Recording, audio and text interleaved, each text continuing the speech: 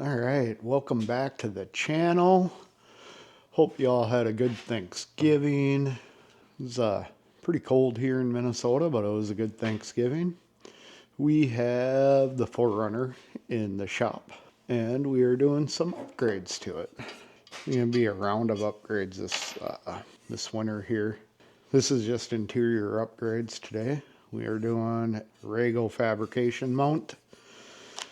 Goes up by the clock. The reason I'm doing that is the 4runner interior, I love the layout, is very short on mounting points from the factory, the 2018. I don't know if they changed that through the 5th gen or if they've changed it in the 6th gen. Never looked at them. But the one upgrade that I've always wanted to do is hard mounts for your phone, all your other stuff. Plus, on top of it, I make videos. I want a mount for a camera. I also am going to be upgrading PowerPoints today. I don't like the cigarette plug-in. Never have liked that.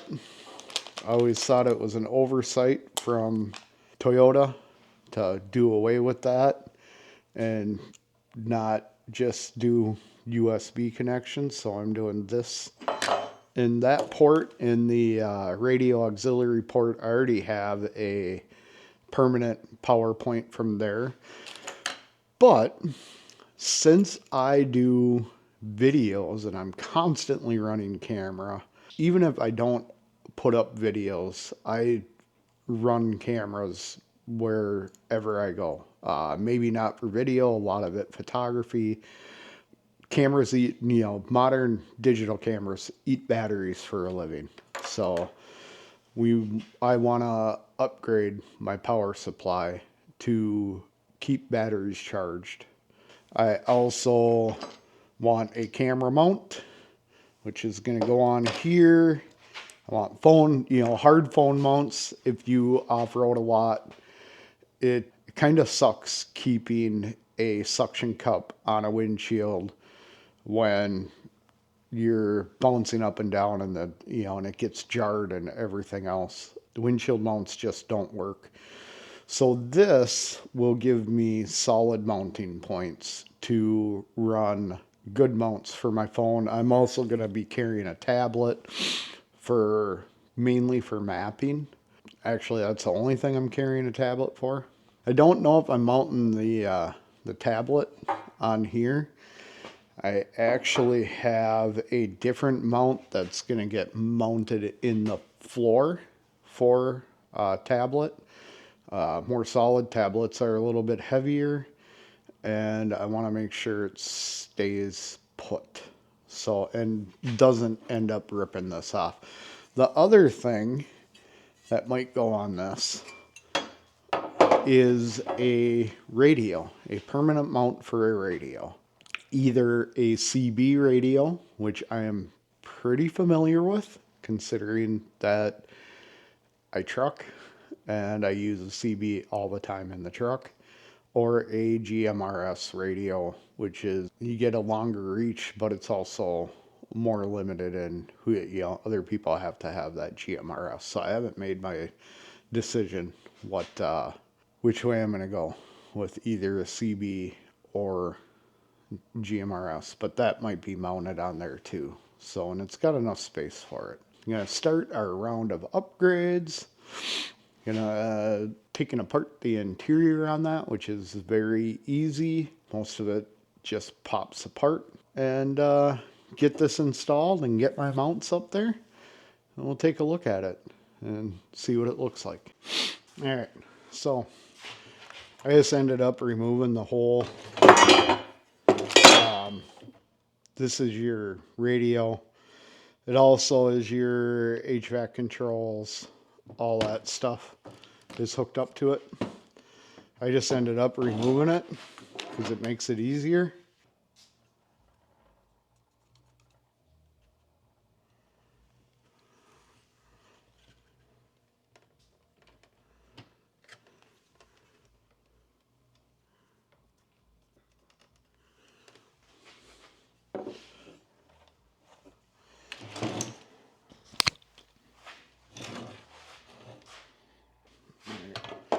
So I marked 2 holes.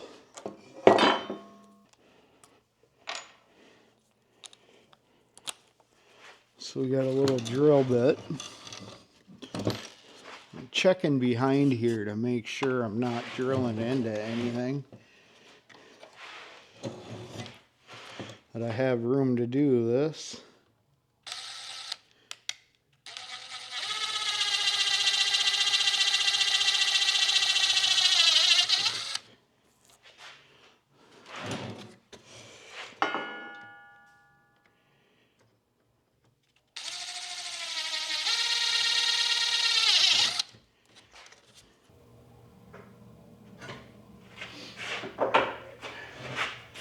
First one started.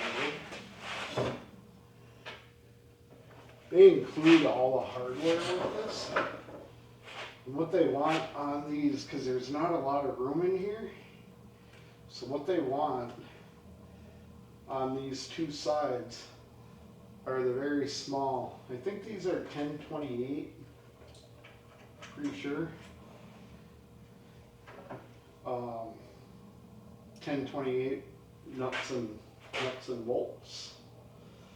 So if you lose them, that's what you're going to be running to the hardware store and replacing them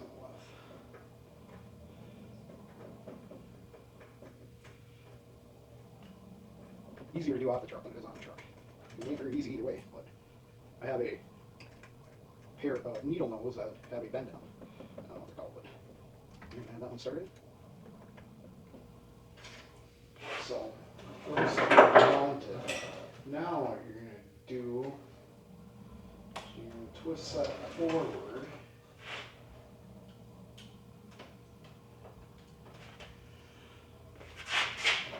And these 2 spaces,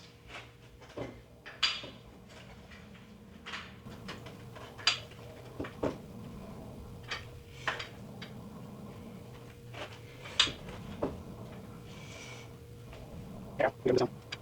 That way, go on, give me some. Yeah, come down. Stay down.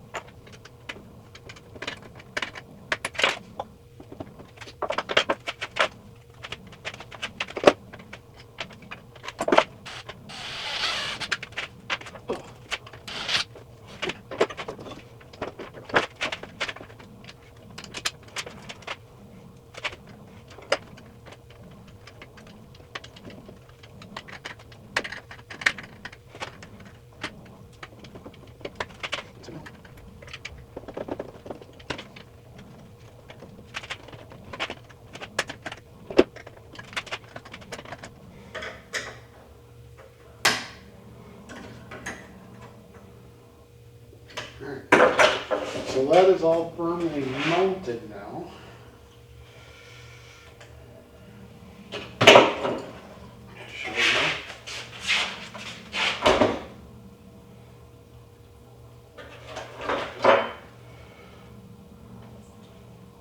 So you got the two spacers in there. That's pretty firm on there. So we got the first part of this done. However, there is adjustment on this, and I feel they wanted this tilted forward some. Might run into problems fitting this in the dash in its current state. Because if this don't work when I fit it in, if this is hitting the back of the dash, might run into problems here. I might have to take this all apart, tilt it forward, slide it down, which would move the holes down a little bit. So I drilled extra holes that I don't need to drill, but this is the position I want it in, because you should still be able to see the clock. It's up high, right? It's about as high as it can, and you still have full use of the mounting system.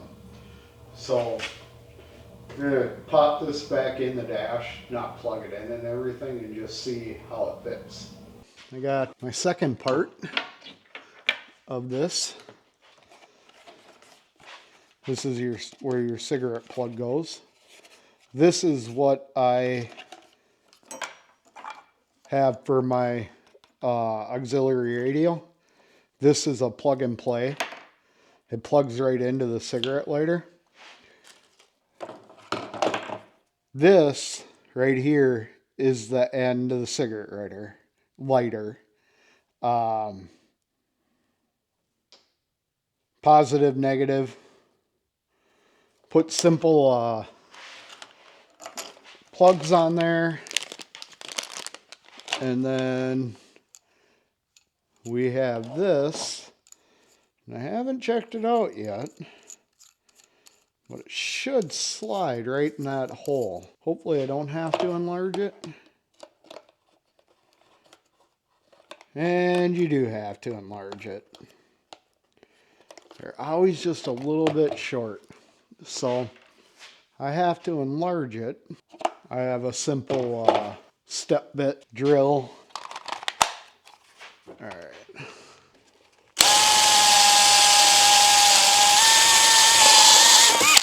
That should be large enough. And it slides right in there.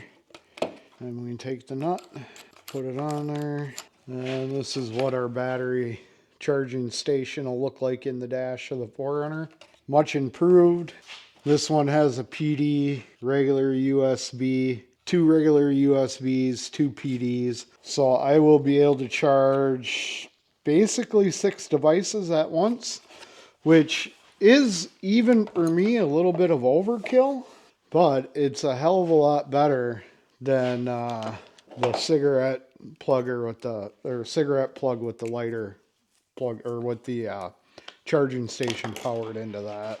That's it'll be much improved. That'll be our charging station. This is the wiring harness, so runs the power for the cigarette plug. So what I did was I cut off what you plugged into your cigarette plug, and I'm wiring up. I got to wire up jumpers to run to that power unit, and I use these solder connections. They're easy solder connections. I can't remember what they're called. I'll put a link to them in the description.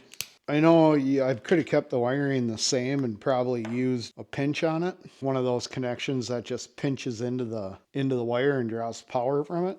However, I don't like those. So I'd rather cut and hardwire it in the way God meant us to. Because these solder connections, they do come with shrink tubing, but I don't trust that tubing. It gets hot in the connection. I normally use my own heat shrink tubing to cover that up and protect that connection even a little bit more, but I don't have any. Well, I have some, I just don't know where it's at. So I'm using tape, which works fine. When you're doing these solder connections, don't they show you just button 2 wires together and solder them? Don't do that. Still twist them together like you normally would. Heat your solder up. You should have this flowing downhill though. Heat your solder up. Get a good connection on there.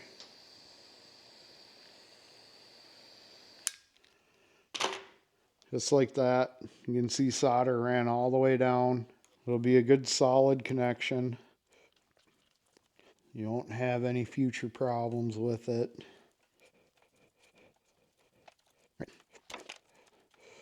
So those connections are done. Now I just take my little butt connectors basically. I don't like that one. See if these blue ones fit better or not.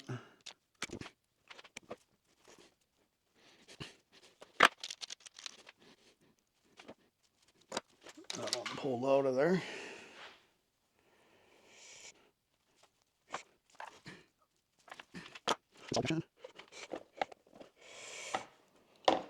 Negative, positive.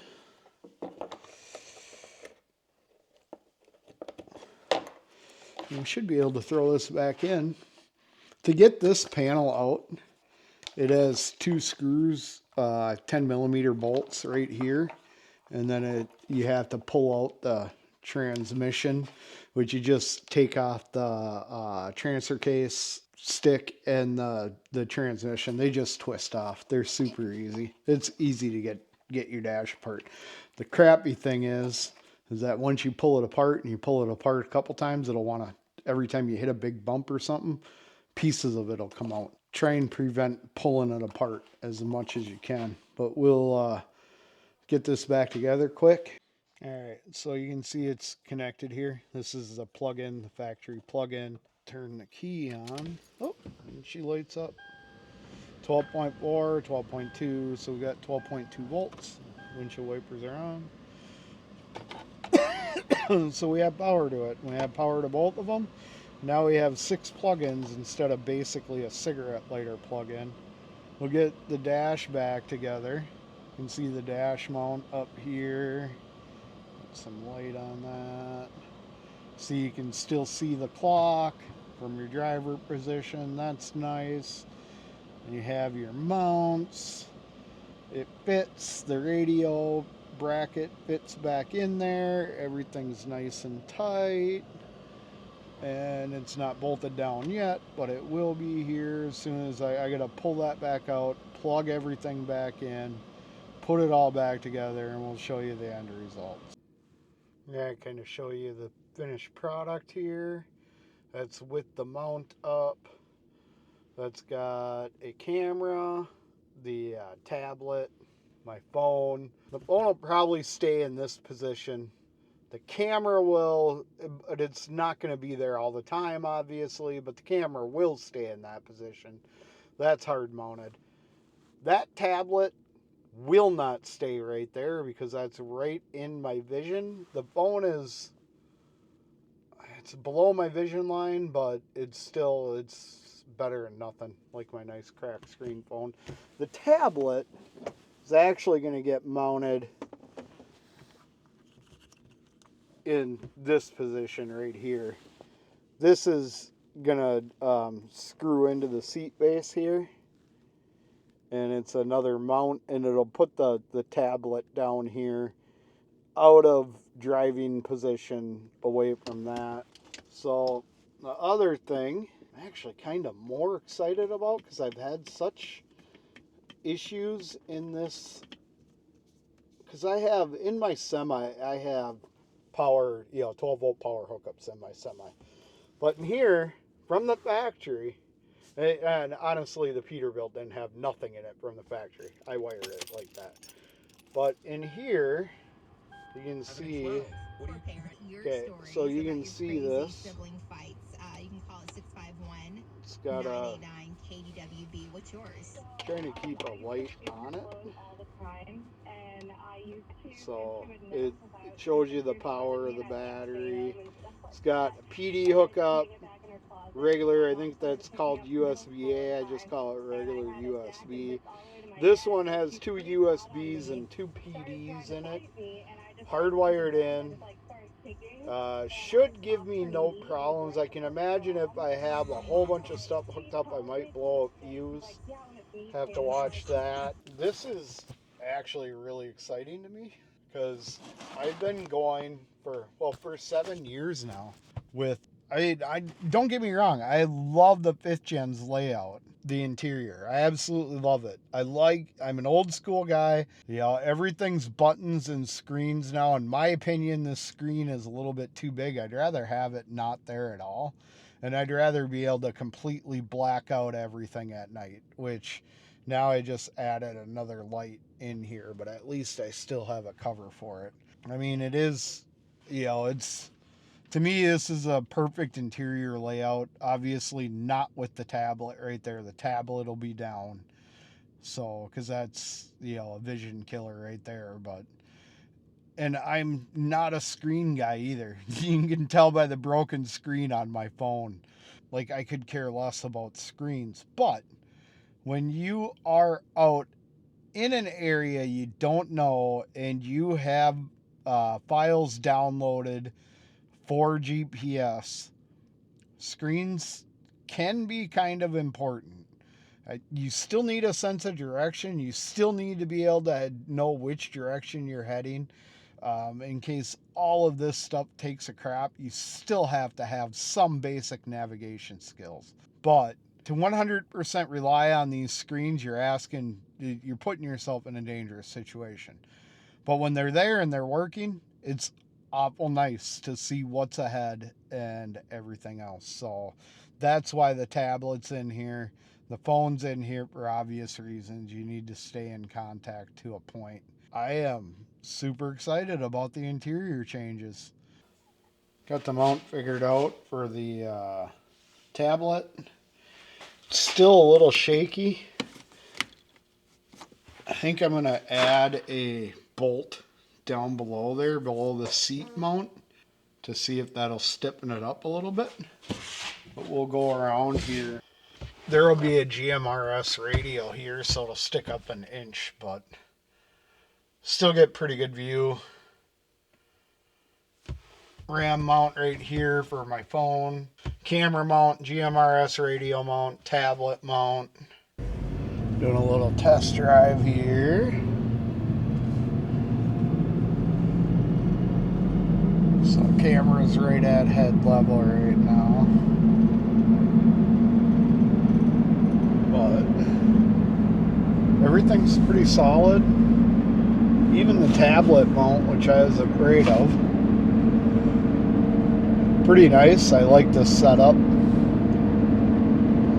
Gonna have to take it for a good test drive tomorrow. Maybe go out to Mille Lacs ORV and see how much snow they got. I think it's supposed to snow tomorrow up there too. Pretty impressed with this setup. That was my project for the day.